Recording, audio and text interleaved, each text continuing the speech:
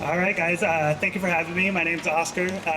I run ADHDrinks, the platform where I like to teach new bartenders how to make different cocktails. So getting into it, this cocktail right here, I knew immediately that I wanted to start with the Indigo Gin. I've been using it for years. Every single cocktail that I can think of with gin, I love swapping this one out, mainly for its transformative properties and its botanicals, which is something that I wanted to tackle in this one. So when I got into this cocktail, my cocktail is called Unicorn Water, by the way, I wanted to research what went into that. So the black tea, and unlike other gins, they use grapefruit peels instead of lemon. So I used grapefruit rambler as my local ingredient because I really wanted to enhance those botanical notes. There's an Earl Grey black tea syrup, if y'all want to taste that real quick. When you come up to it, you'll smell the grapefruit and the grapefruit dehydrated sugar that really lets you know what's inside of a cocktail. And as you're tasting it, you're going to get the grapefruit first. The lemon actually enhances the grapefruit, as well as the Earl Grey kind of sits right on the back end there. This is one of those cocktails that's perfect to sit by the pool. We're in Austin, so like rooftop pool bars are our thing. They're everywhere, so it's something I really wanted to tackle. The inspiration for this cocktail was Austin's motto itself, keep Austin weird. Because at the very heart of bartending, that's what we do, is we take cocktails like this Tom Collins riff and we tear them apart. We try to create something new and wild. So I wanted to use my ingredients to just really see how far I could take it while still staying true to the original, kind of making a love letter of sorts to this cocktail. Well, thank you for that phenomenal presentation. Thank you for continuing to keep Austin weird every single day.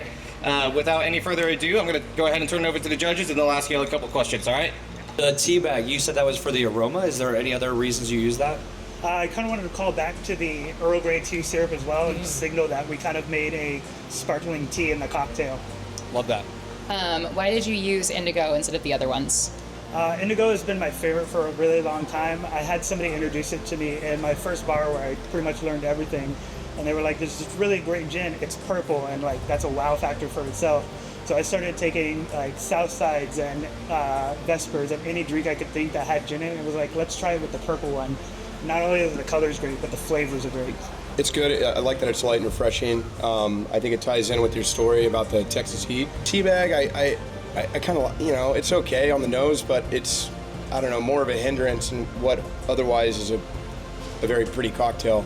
For me, I will incorporate the tea bag, not just for smell, but into the drink, where I'm able to dip it in the drink so I get more of the flavor of whatever you put in here. I see. So I will, like, instead of just using this smell, like try to dip it, you know, like make it more dynamic. Incorporation. So, thank you for that. And I think, like, to both of their points, like, that could even be a creative element for you to get the guests involved, because you want to talk about, like, getting people to actually play bartender, and they love to do it even just at the most minimalistic scale. So you could be like, oh yeah, you can unhook it, here's your straw on the side, and you can just, like, kind of dunk it in there and then pull it out when you're ready, give them a little dish to put it in when they're done using it. But overall, this is a fantastic cocktail. I'm very impressed. Thank you very much. Yeah. Awesome. Thank you, judges. And before you leave, I got a question for you. How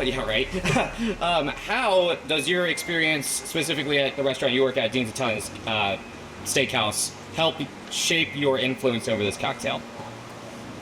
So our menu is made up of a lot of classic cocktails, but one thing I really like about that is that we do riffs on a lot of them, and a lot of our drinks are to this and right refreshing types.